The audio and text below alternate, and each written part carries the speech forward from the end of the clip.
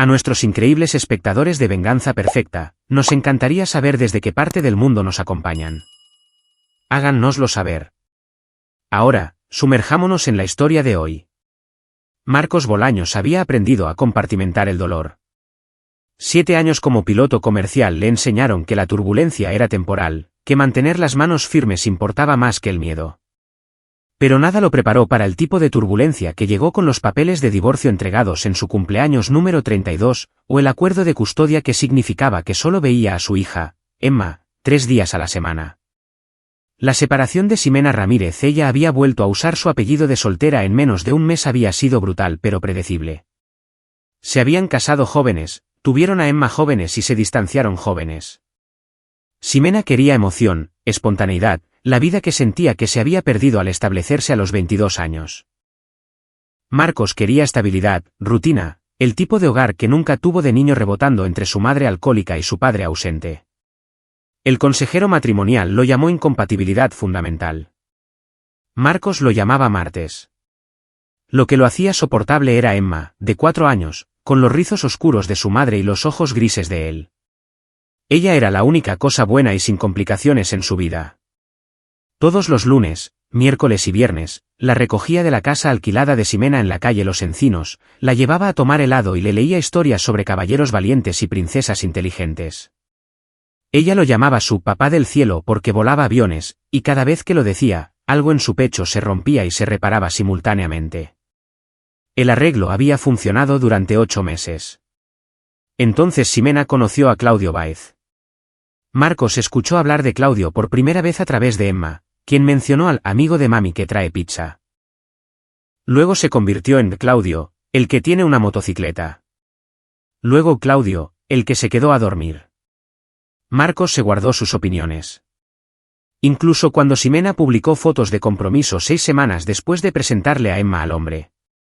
Incluso cuando la boda ocurrió en el registro civil sin previo aviso, sin invitación para el padre de Emma. Incluso cuando Claudio se mudó a la casa de Los Encinos y de repente Marcos recibía mensajes de texto sobre cambios de horario y tiempo en familia. Lo que Marcos aprendió sobre Claudio Báez llegó en fragmentos. El hombre trabajaba como ejecutivo de préstamos en una caja popular en el centro, conducía una Harley que claramente no podía permitirse y tenía una sonrisa que pertenecía a un comercial de pasta de dientes.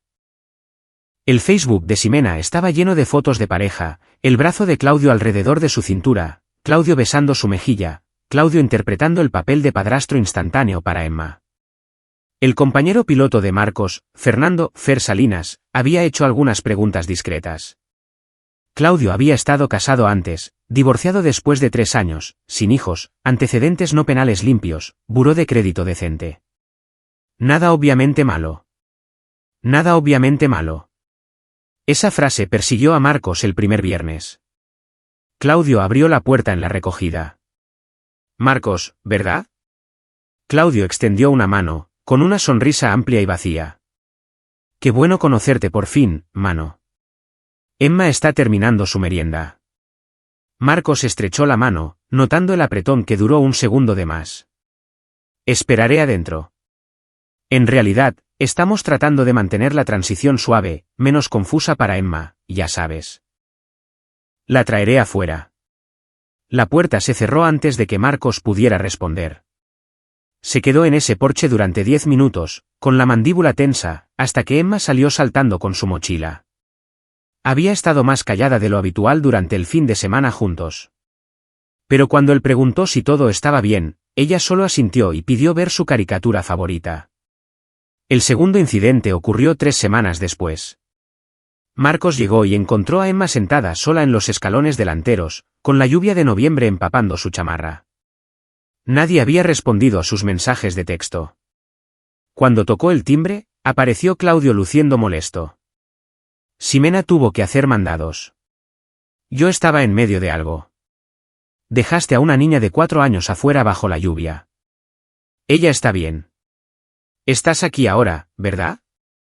Marcos archivó eso.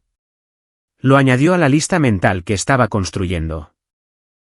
Había comenzado a documentar todo, capturas de pantalla de mensajes no respondidos, fotos con marcas de tiempo, notas sobre el comportamiento de Emma.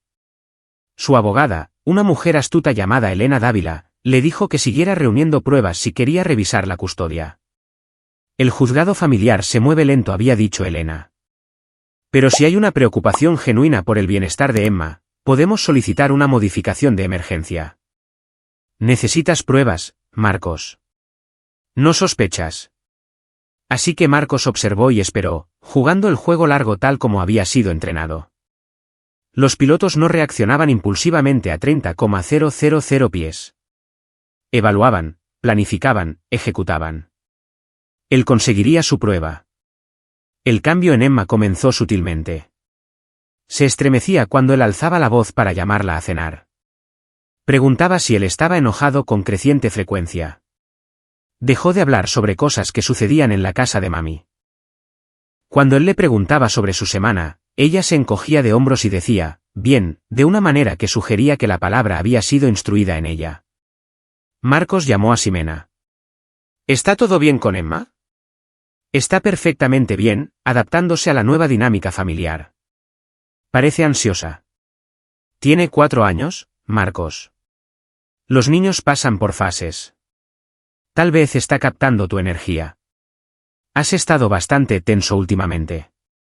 La conversación terminó con Marcos agarrando su teléfono con tanta fuerza que la funda se rompió. Fer lo notó durante su rotación de vuelo a Monterrey. Te ves fatal, Bolaños. Estoy bien. Estás aferrándote al timón con los nudillos blancos. ¿Qué está pasando? Marcos le contó. No todo, pero suficiente. Fer escuchó, luego dijo algo que se le quedó grabado. Confía en tu instinto. Volaste carga sobre la Sierra de Guerrero. Aterrizaste un bimotor con un motor apagado. Tus instintos son buenos. Si algo se siente mal, probablemente lo esté. Ese instinto gritó el viernes después del Buen Fin, finales de noviembre. La hora de recogida de Marcos era a las 4 de la tarde. Llegó a las 3:58, estacionó su Accord en la acera y caminó por el sendero de concreto agrietado hacia la casa. La luz del porche estaba apagada a pesar de la tarde nublada de diciembre. Tocó el timbre. Silencio. Golpeó la puerta. Nada. Entonces lo escuchó, un sonido fino y agudo que hizo que su sangre se congelara. Emma llorando. Marcos tocó el timbre de nuevo, golpeó la puerta. ¿Ximena? Claudio. Es Marcos. El llanto continuó, roto por sollozos entrecortados. Sacó su teléfono, llamó a Ximena. Buzón de voz. Llamó de nuevo. Buzón de voz. Envió un mensaje de texto, estoy aquí para la recogida. Nadie contesta. Puedo escuchar a Emma llorando. Sin respuesta. La puerta tenía un cerrojo y una cerradura estándar. Marcos todavía tenía su vieja llave de cuando vivía allí antes del divorcio. Ximena nunca se la había pedido de vuelta, y él nunca la había ofrecido. La guardaba en su llavero como un talismán, un pedazo de la vida que había perdido. La usó ahora. El cerrojo no estaba puesto. La llave giró suavemente. Marcos empujó la puerta y gritó, ¿Ximena? ¿Claudio? Voy a entrar. Emma está llorando y nadie respondió. La sala estaba en penumbra, con las cortinas cerradas. La televisión transmitía un partido de fútbol en silencio. El llanto de Emma era más fuerte ahora, provenía de arriba. Marcos se movió hacia las escaleras, con el corazón martilleando. Emma, cariño, es papá. Subió las escaleras de 2 en 2. El llanto provenía de la habitación de Emma, la segunda puerta a la izquierda. La empujó para abrirla. Emma estaba sentada en su cama, abrazando a su conejo de peluche, con lágrimas corriendo por su rostro. Levantó la vista cuando Marcos entró y su expresión alivio mezclado con terror le dijo todo y nada. Papá. Cruzó la habitación, se arrodilló a su lado. Estoy aquí, bebé. ¿Qué pasa? ¿Estás herida? Ella negó con la cabeza pero siguió llorando. Marcos la examinó rápidamente. Sin lesiones visibles, sin sangre, pero sus manos temblaban. ¿Dónde está mami? ¿Se fue? De compras. ¿Dónde está Claudio? El rostro de Emma se arrugó. Señaló hacia el pasillo. Su cuarto. La mandíbula de Marcos se tensó. Quédate aquí, cariño. Papá va a revisar algo. Se puso de pie, se movió hacia el pasillo. La puerta de la recámara principal estaba entreabierta.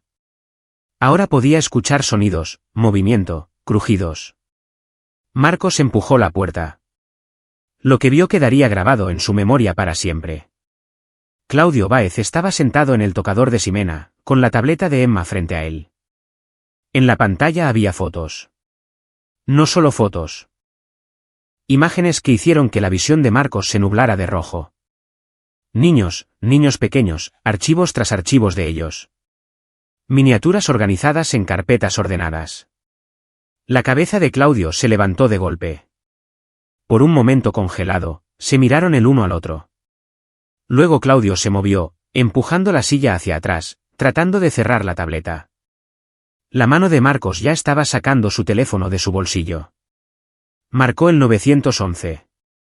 No te muevas, _, dijo Marcos, con voz mortalmente calmada. Voz de piloto, la voz que controlaba la crisis. Claudio se puso de pie de todos modos, con las manos levantadas. Esto no es lo que parece. 911, ¿cuál es su emergencia? Necesito policía en el 4247 de la calle Los Encinos inmediatamente, dijo Marcos, sin quitarle los ojos de encima a Claudio. He descubierto pornografía infantil en un dispositivo en una casa donde mi hija de 4 años está presente. El sospechoso está aquí ahora.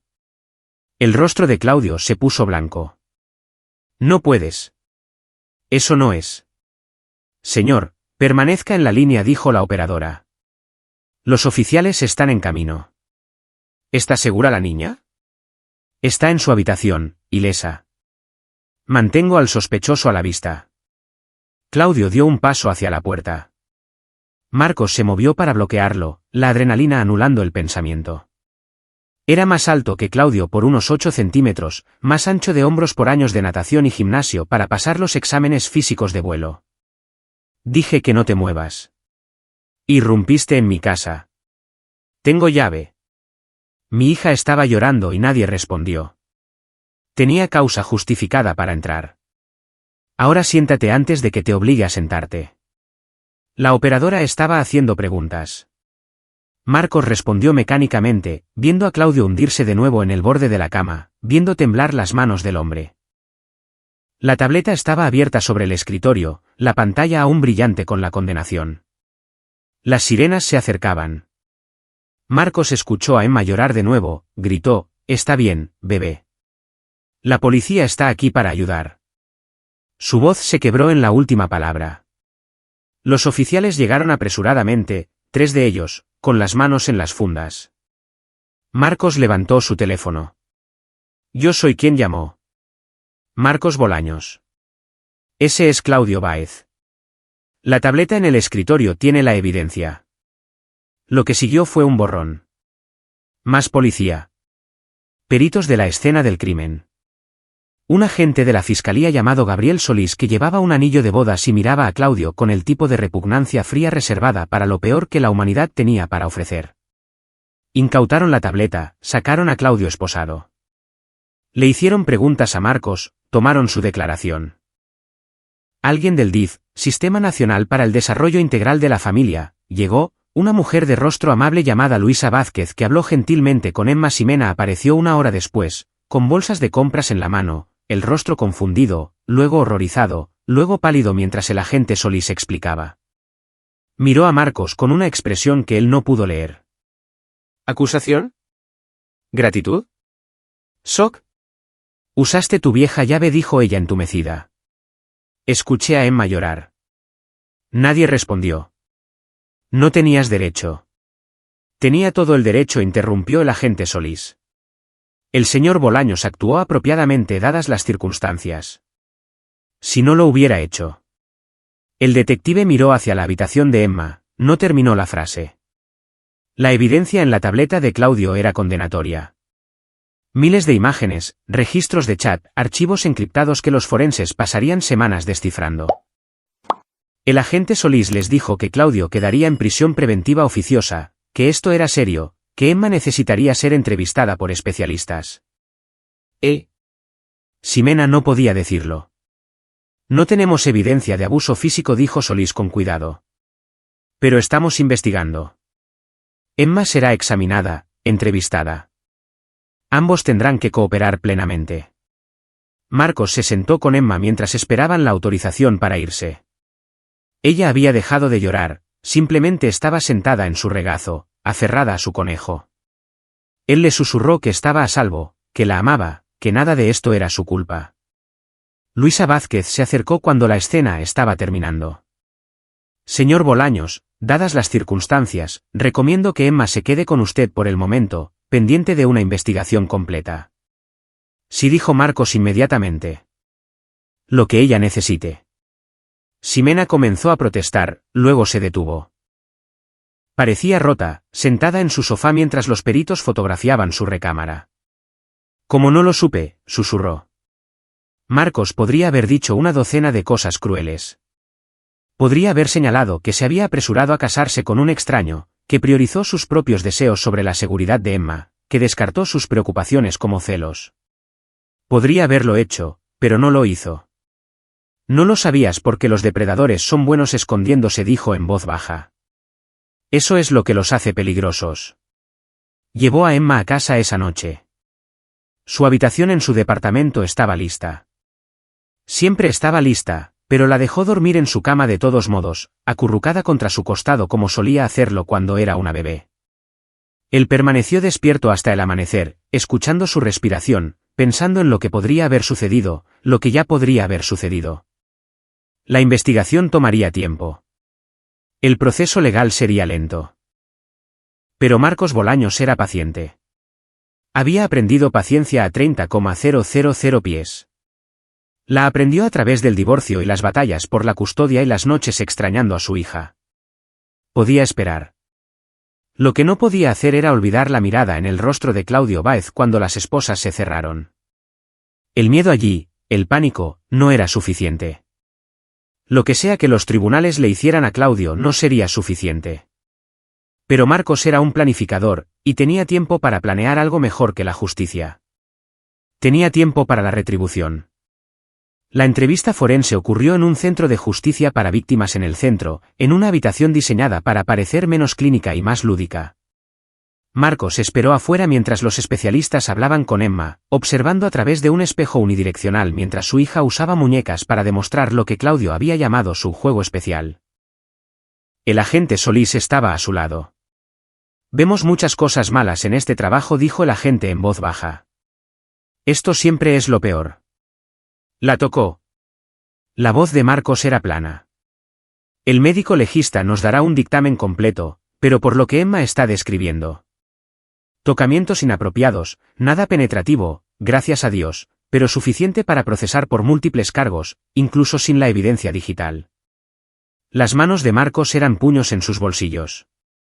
¿Cuánto tiempo, si acepta un procedimiento abreviado? Tal vez de 8 a 10 años. Si vamos a juicio oral y ganamos en todos los cargos, podría ser de 25 a 50 años. Las imágenes por sí solas son cargos graves. ¿Y si obtiene beneficios de libertad anticipada? Solís lo miró. No nos adelantemos. Construimos el caso. Dejamos que los fiscales hagan su trabajo. Tu trabajo es cuidar de Emma. Marcos asintió. Pero ya se estaba adelantando, ya estaba calculando. 8 años, 10 años, luego Claudio estaría fuera. Un delincuente sexual registrado, pero libre. Libre para mudarse a un lugar nuevo, comenzar de nuevo, esconderse detrás de un nombre diferente. El pensamiento enfermó a Marcos. Emma salió de la sala de entrevistas sosteniendo la mano de Luisa Vázquez. Parecía exhausta. Marcos la levantó en brazos, la llevó a su auto, condujo hasta su departamento y la dejó ver caricaturas mientras hacía llamadas telefónicas. Primero, Elena Dávila. Quiero la custodia completa, modificación de emergencia, lo que sea necesario. Después de esto, la obtendrás. Ximena no impugnará. Presentaré la solicitud el lunes. Segundo, Fer Salinas. Necesito tiempo libre. Emergencia familiar. Tómate lo que necesites, hermano. Tenemos tus rotaciones cubiertas. Tercero, su hermana, Mara Bolaños, el único miembro de la familia con el que todavía hablaba. Necesito que vengas a quedarte unas semanas. Ayuda con Emma mientras arreglo las cosas. Mara llegó desde Guadalajara 2 días después. Maternal y competente de maneras que Marcos nunca había logrado. Ella se hizo cargo de la logística doméstica, comidas, rutinas de acostarse, llevarla al kinder mientras Marcos navegaba por el laberinto legal. La audiencia judicial para la custodia temporal fue rápida. Ximena apareció, luciendo vacía, y aceptó solo visitas supervisadas. El juez otorgó a Marcos la custodia principal pendiente de una investigación completa. La audiencia inicial de Claudio ocurrió la misma semana. Se declaró inocente de 14 cargos, incluyendo explotación infantil, posesión de pornografía infantil y abuso de menores. Su abogado, un defensor de oficio llamado Alfredo Plata, que parecía recién salido de la Facultad de Derecho, solicitó que siguiera el proceso en libertad bajo medidas cautelares. Su señoría, respondió la fiscal, Gilda García. El imputado tenía más de 10,000 imágenes ilegales en sus dispositivos. Tuvo acceso sin supervisión a la víctima. Representa un peligro extremo para la comunidad y un riesgo de fuga. La solicitud fue denegada. Se dictó prisión preventiva oficiosa a Claudio y fue remitido al Cereso, Centro de Reinserción Social, para esperar el juicio. Marcos asistió a cada audiencia. Se sentó en la galería, con el rostro de piedra, viendo a Claudio entrar arrastrando los pies con el uniforme beige reglamentario y esposas. El hombre había perdido peso, desarrollado un tic nervioso. ¿Bien? No suficiente, pero bien. El caso de la fiscalía era abrumador. Entre la evidencia digital, el testimonio de Emma y el análisis forense, el defensor de oficio de Claudio le aconsejó aceptar un procedimiento abreviado. 20 años, elegible para libertad condicional después de 17. Es un buen trato, le dijo Gilda García a Marcos en su oficina del Ministerio Público. Quedará fichado en el registro de agresores sexuales de por vida. Cumplirá tiempo real. Emma no tendrá que testificar en el juicio oral. ¿Qué pasa con los otros niños?, preguntó Marcos. Los de las fotos. La policía cibernética y la FGR están investigando. Muchas de las imágenes fueron descargadas de redes conocidas. Algunas víctimas han sido identificadas. Está en curso. Marcos pensó en esos niños. Pensó en Emma, quien ahora tenía pesadillas y se negaba a estar sola en cualquier habitación. Quien preguntaba si Claudio iba a volver, si estaba enojado con ella, quien había comenzado a orinarse en la cama nuevamente a los 4 años. Tome el trato, dijo él. Claudio aceptó el procedimiento abreviado. En la sentencia, el juez de control le dio los 20 años completos. Marcos observó desde la galería mientras los custodios se llevaban a Claudio. El hombre no miró hacia atrás. Esa noche, Marcos acostó a Emma, le leyó 3 historias y le prometió que estaba a salvo. Luego, fue a su estudio, abrió su computadora portátil y comenzó a investigar. Investigó el sistema penitenciario mexicano, investigó cómo funcionaba la custodia protectora para delincuentes sexuales dentro de los penales, investigó sobre depósitos en tiendas de los reclusos y comunicación, investigó el autogobierno y la economía de favores y deudas dentro de los centros penitenciarios. Luego investigó algo más, algo que hizo que su cerebro de piloto, entrenado para la precisión y la planificación, comenzara a trazar un tipo diferente de plan de vuelo. Mara lo encontró a las 2 de la madrugada todavía en la computadora. Marcos, necesitas dormir. Necesito asegurarme de que pague. Va al reclusorio por 20 años. Está pagando. Marcos miró a su hermana. No es suficiente. ¿Entonces qué lo es? No tenía una respuesta todavía, pero encontraría una. Pasaron 18 meses. Emma comenzó el kinder, hizo amigos, dejó de tener pesadillas con tanta frecuencia. Marcos se adaptó a ser padre soltero, su aerolínea le permitió cambiar a rutas nacionales con mejores horarios. Ximena tenía visitas supervisadas una vez al mes, asuntos incómodos donde traía regalos y disculpas que Emma no sabía cómo procesar. Extraño cuando éramos solo nosotros, le dijo Emma a Marcos una noche. Yo también, bebé. ¿Crees que mami está triste? Creo que está muy triste, pero no es tu trabajo arreglar eso. Ximena estaba en terapia, se había unido a grupos de apoyo para padres de niños abusados, había tratado de reconstruir su vida. Marcos sintió algo casi como lástima por ella. Casi. Pero recordaba las discusiones sobre cambios de horario, las veces que Emma había quedado con Claudio sin supervisión, la ceguera voluntaria que había llevado a un depredador a la vida de su hija. Había perdonado a Ximena por el divorcio. No la había perdonado por Claudio. Mientras tanto, su otro proyecto progresaba. Marcos había pasado meses investigando, haciendo contactos, pidiendo favores. Se había reconectado con un viejo compañero de la Fuerza Aérea, Venceslao Vences Méndez, que se había dedicado a la seguridad privada después de su servicio. Vences conocía gente que conocía a otra gente. ¿Qué estás buscando exactamente?, había preguntado Vences con unas cervezas. Información, acceso, tal vez más. ¿Más como qué? Como asegurarse de que alguien en el penal entienda que no está protegido, que no está a salvo.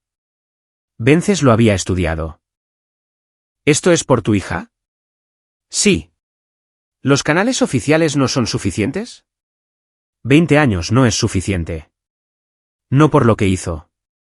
No por lo que quería hacer. Vences se había quedado callado, luego asintió.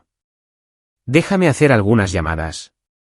Esas llamadas llevaron a un hombre, Cristóbal Villalobos, cumpliendo 15 años en el mismo penal donde estaba alojado Claudio.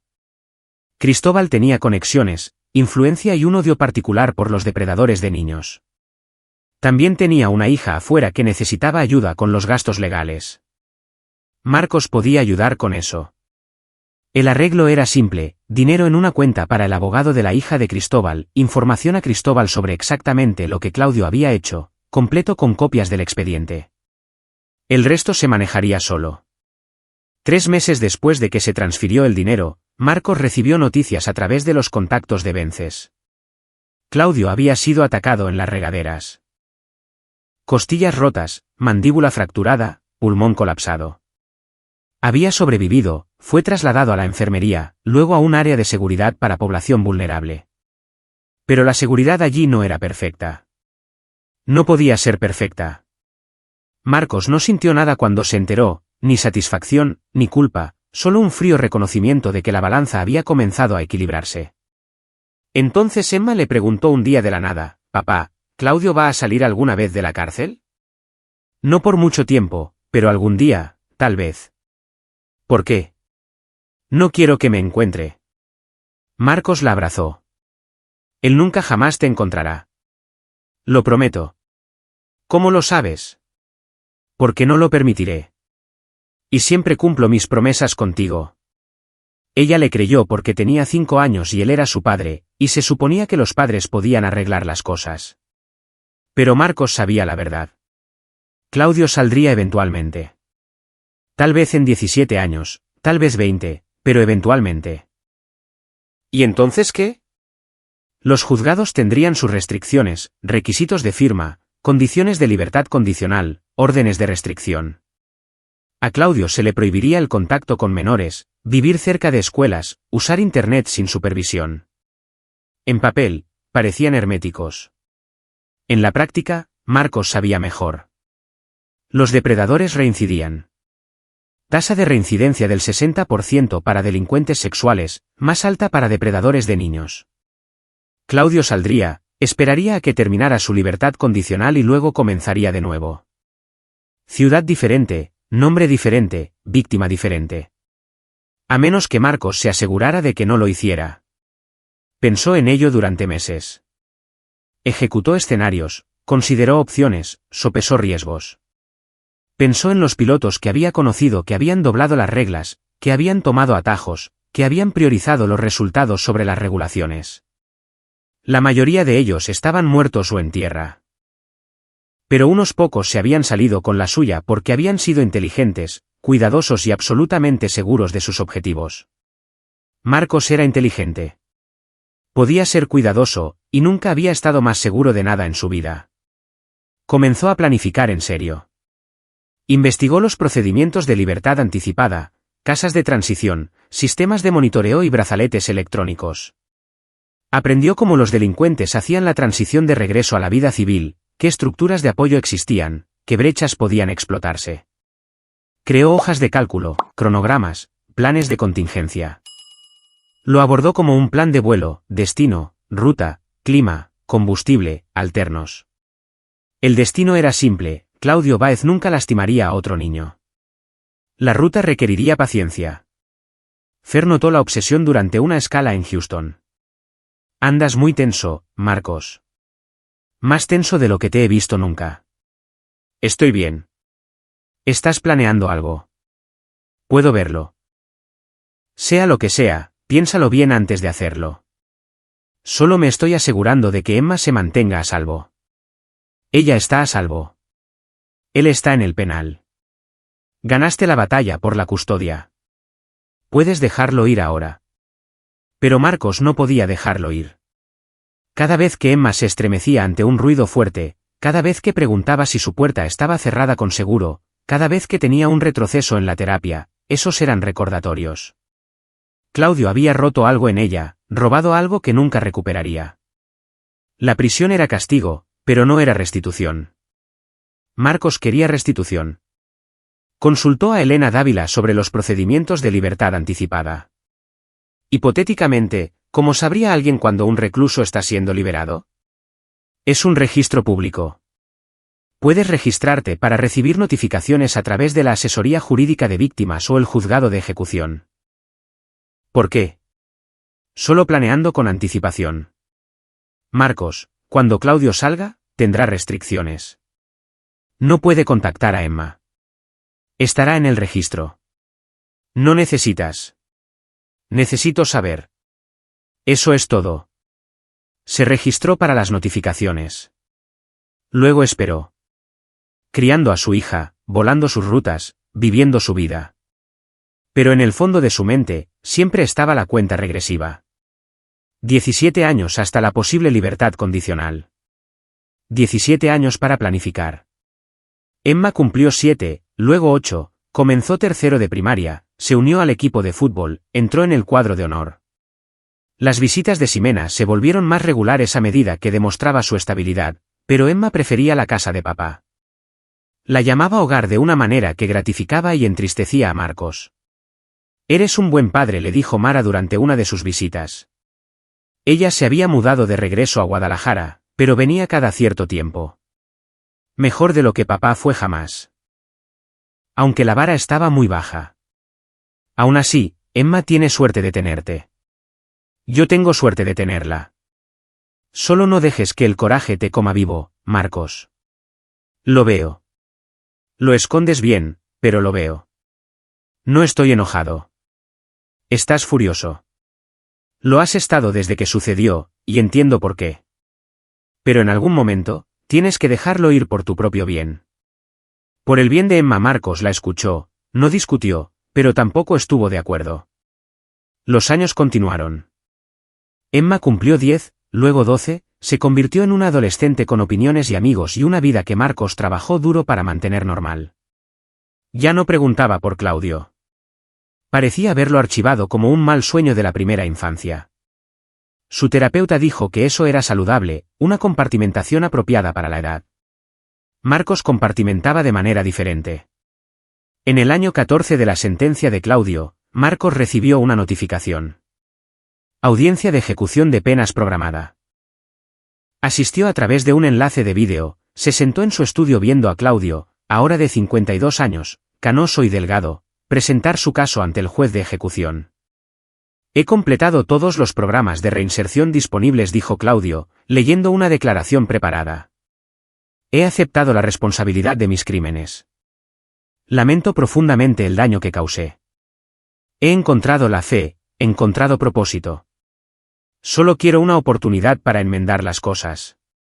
El asesor de la víctima leyó la declaración de impacto de Emma, escrita con la ayuda de Marcos.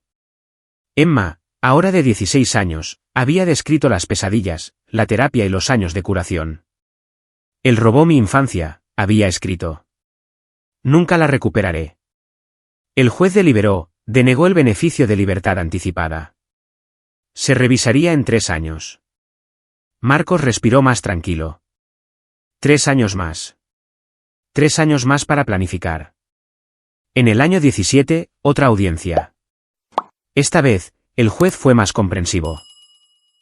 Claudio había tenido buena conducta, no tenía infracciones en el penal. El personal de trabajo social y psicología habló en su nombre. La libertad condicionada fue otorgada con medidas cautelares, brazalete electrónico, terapia obligatoria, cumplimiento del registro de agresores, sin contacto con menores. Marcos recibió la notificación. Claudio Báez sería liberado en 60 días. Se sentó en la mesa de su cocina leyendo el correo electrónico y sintió que algo cristalizaba dentro de él. 17 años de espera. Ahora era el momento.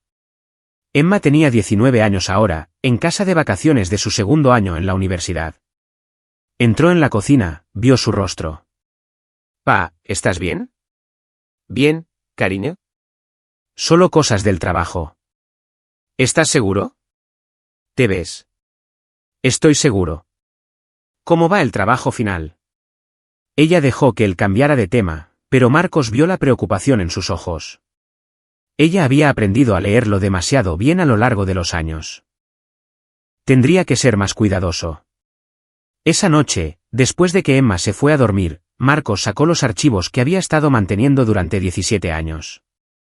Planes, contactos, recursos, todo lo que necesitaría para asegurarse de que Claudio Báez nunca lastimara a otro niño. La primera fase fue la vigilancia. Marcos usó sus conexiones para saber dónde viviría Claudio, un albergue de asistencia en un municipio a 60 kilómetros de distancia.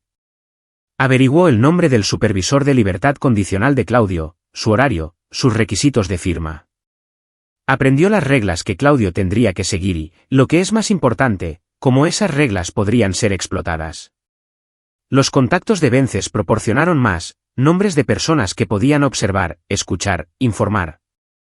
Marcos no estaba haciendo nada ilegal todavía. Solo reuniendo información, solo estando preparado. Claudio fue liberado un martes. Marcos lo sabía porque estaba estacionado frente al penal en un auto rentado, observando. Claudio salió usando ropa donada, llevando una bolsa de plástico con pertenencias. Un oficial lo recibió, lo llevó al albergue. Marcos lo siguió a distancia, memorizando rutas. Durante 2 semanas, observó los patrones de Claudio. El hombre era dócil, cuidadoso, iba a terapia, asistía a reuniones de a las que no estaba obligado a asistir, trabajaba lavando platos en una fonda económica. Desde afuera, parecía una historia de éxito. Pero Marcos observó más de cerca. Notó cómo los ojos de Claudio seguían a las mujeres con niños en el supermercado. Notó cómo ideaba razones para caminar pasando la escuela primaria a pesar de estar fuera de su ruta aprobada. Notó la tableta barata que compró a pesar de las restricciones sobre el acceso a Internet. El supervisor de medidas cautelares estaba sobrecargado de trabajo gestionando 60 casos. Verificaba a Claudio semanalmente, pero no era suficiente. No podía ser suficiente. Marcos podía ser suficiente. Comenzó a dejar evidencia donde el supervisor la encontraría. Denuncias anónimas sobre Claudio estando cerca de escuelas. Fotos de Claudio con una tableta. Nada rastreable hasta Marcos, pero suficiente para endurecer la vigilancia. Claudio fue citado por incumplimiento de medidas, recibió advertencias, aumentaron las restricciones. El hombre comenzó a romperse bajo la presión, comenzó a cometer errores. Marcos era paciente. Había sido paciente durante 17 años. Podía ser paciente un poco más. Entonces Claudio cometió el error que Marcos había estado esperando. A través de los contactos de Vences, Marcos se enteró de que Claudio estaba accediendo a Internet en la biblioteca pública usando sus computadoras a pesar de ser una violación de su libertad condicional. El historial de navegación de la biblioteca mostraba búsquedas, parques infantiles, centros deportivos juveniles, primarias y municipios vecinos. Marcos tenía una decisión que tomar. Podía informar esto al supervisor, dejar que el sistema lo manejara. Claudio volvería al penal, tal vez cumpliría el resto de su sentencia, o Marcos podía manejarlo él mismo. Pensó en Emma, pensó en la niña de 5 años que había llorado en su habitación. Pensó en la joven de 16 años que había escrito esa declaración de impacto. Pensó en la joven de 19 años que todavía a veces se despertaba con pesadillas. Pensó en el próximo niño al que Claudio atacaría si se le daba la oportunidad. Marcos tomó su decisión. Llamó a Vences. Necesito tu ayuda con algo. Algo que cruza la línea. ¿Qué tan lejos? Hasta el fondo. Vences guardó silencio por un largo momento. ¿Esto es sobre Baez? Sí. ¿Qué necesitas? Marcos le contó. Vences escuchó y luego dijo, esto es serio, Marcos. Si sale mal. No saldrá mal. He estado planeando esto durante 17 años. No estoy improvisando. Otra pausa. ¿Cuál es el objetivo final? Justicia. Justicia real. Eso no es justicia, hermano. Eso es venganza. Entonces llámalo venganza. Ya no me importa la semántica. Vences suspiró. Ayudaré. Pero hacemos esto inteligentemente. Y si Emma alguna vez pregunta, tú no tuviste nada que ver con eso. Trato hecho. Planearon cuidadosamente, reunieron más evidencia de las violaciones de Claudio, construyeron un caso abrumador. Luego agregaron algo extra, pornografía infantil descargada en la tableta de Claudio, plantada tan expertamente que la policía cibernética la encontraría genuina. Marcos no sintió culpa por la fabricación. Claudio había poseído tales materiales antes, los poseería nuevamente si tuviera la oportunidad. Esto solo estaba acelerando lo inevitable. El supervisor de libertad condicional recibió una denuncia anónima con evidencia completa. Hizo una inspección sorpresiva en la habitación del albergue de Claudio, encontró la tableta, solicitó el apoyo de la policía municipal y lo arrestaron en el acto. Claudio gritó su inocencia, afirmó que le habían puesto un 4, pero la evidencia era abrumadora y su credibilidad era inexistente. De regreso al Cerezo, esta vez para cumplir el resto de su sentencia original, más nuevos cargos. 30 años mínimo. Sin posibilidad de libertad anticipada. Marcos recibió la notificación y no sintió nada. Ni triunfo, ni alivio, solo una certeza tranquila de que había hecho lo que debía hacerse. Emma lo llamó esa noche. Pa, ¿te enteraste? Claudio está de vuelta en el penal. Me enteré. Qué bueno. Sé que se supone que debo creer en la reinserción social y el perdón y todo eso, pero... Qué bueno. No tienes que perdonarlo, Emma, ¿tú lo perdonas? Marcos pensó en mentir, luego decidió que su hija merecía la verdad. No, nunca lo haré. Yo tampoco. Hablaron de otras cosas, sus clases, sus amigos, sus planes, cosas normales, la conversación que un padre y una hija deberían tener. Después de colgar, Marcos eliminó los archivos que había mantenido durante 17 años, borró los documentos de planificación, las hojas de cálculo, los cronogramas, eliminó todo rastro de lo que había hecho. Luego se sirvió un tequila, se sentó en su balcón y observó la puesta de sol. En algún lugar, Claudio Baez estaba en una celda, estaría en una celda por el resto de su vida. Lo más probable es que los otros reclusos supieran lo que era, lo que había hecho. La custodia protectora solo protegería hasta cierto punto. Marcos no se sentía bien por lo que había hecho. Tampoco se sentía mal. Había salido de la ley, manipulado evidencia, diseñado un resultado que los tribunales podrían no haber logrado. Pero Emma estaba a salvo. Otros niños estaban a salvo. Y en el cálculo del bien y del mal que Marcos había estado equilibrando durante 17 años, eso era lo que importaba. Terminó su tequila, entró y volvió a llamar a Emma. Hola, cariño. Estaba pensando que tal vez podríamos encontrarnos este fin de semana, ir a desayunar o dar una caminata como solíamos hacer. Me encantaría eso, pa. Bien. Te quiero, Emma. Yo también te quiero. Marcos colgó y se permitió algo que no había sentido en 17 años. Paz. No felicidad. No estaba seguro de si volvería a ser verdaderamente feliz después de lo que Claudio le había hecho a su hija. Pero paz, el conocimiento de que la protegió de todas las formas que pudo, incluidas las formas en que la ley no lo haría. Algunos podrían llamarlo un justiciero. Otros podrían llamarlo un criminal. Marcos se llamaba a sí mismo un padre que había hecho lo necesario, y podía vivir con eso. La puesta de sol se desvaneció en la oscuridad. Marcos se fue a la cama, durmió sin pesadillas y se despertó, listo para seguir adelante. El pasado finalmente había terminado de verdad. Aquí es donde nuestra historia llega a su fin. Compartan sus opiniones en la sección de comentarios. Gracias por su tiempo. Si disfrutan de esta historia, por favor suscríbanse a este canal. Hagan clic en el vídeo que ven en la pantalla y nos vemos pronto.